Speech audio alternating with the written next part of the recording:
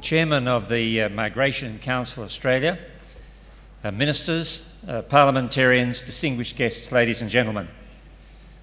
Nearly 200 years ago, before the birth of Christ, 200 years before the birth of Christ, a young man living in what is now Tunisia was taken to Rome as a slave by a wealthy senator who was impressed with his literary talents. The young man, later freed, became Rome's greatest comic dramatist, writing under his master's name of Terentius. His was a migrant success story, which resonates into our own time. But he's relevant in another way. Because of some words spoken by a character in one of his plays, which have been quoted and re-quoted for over 2,000 years by writers as disparate as the Roman philosopher Seneca, St. Augustine, Montaigne, Karl Marx, and countless others. The words were, "I am a man, nothing human is foreign to me." It's a delightful irony that the words in the play were apparently spoken by a busybody responding to a suggestion by one of his neighbours that he should mind his own business.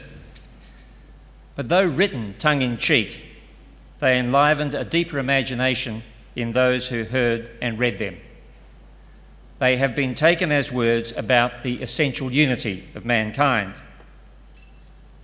So interpreted, they are words which in Australia, in our own time, reflect a fundamental value underpinning our notion of equal justice.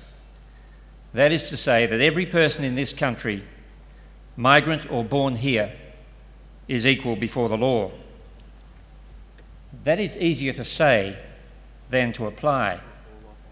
Cases which are alike should be treated alike. Cases which differ in ways which the law recognises should be treated differently.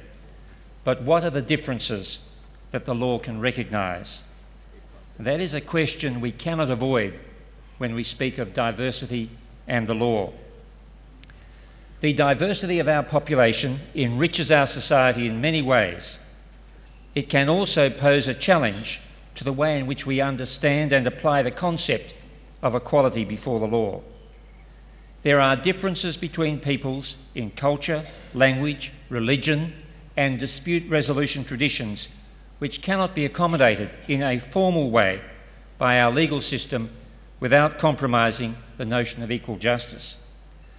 The Australian Law Reform Commission wrestled with the question over 20 years ago in its report on multiculturalism and the law, in which it argued that all Australians should accept the basic structures and principles of Australian society, the Constitution and the rule of law, tolerance and equality, parliamentary democracy, freedom of speech and religion, English as the national language, and equality of the sexes.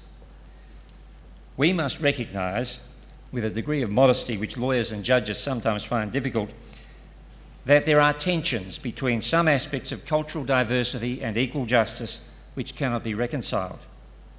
But there are important things which can be done about them. It is the doing of those things we recognise tonight. It is to the benefit of new arrivals and to the benefit of Australian society that there are people and organisations among us who are prepared to assist new migrants achieve an understanding of the rights and responsibilities of citizenship, and in particular to assist those from other places who find themselves interacting in one way or another with a legal system which may embody values, concepts and principles which are alien to them. A commitment to that kind of assistance is a commitment to that common humanity conveyed by the words of the migrant playwright across 2 millennia. It is a commitment to equal justice as an aspect of the rule of law, and it's right that we value and recognise that commitment to encourage those who have made it and to encourage others to make it. For those reasons, I'm delighted to be able to present the award this evening in the category of diversity and the rule of law.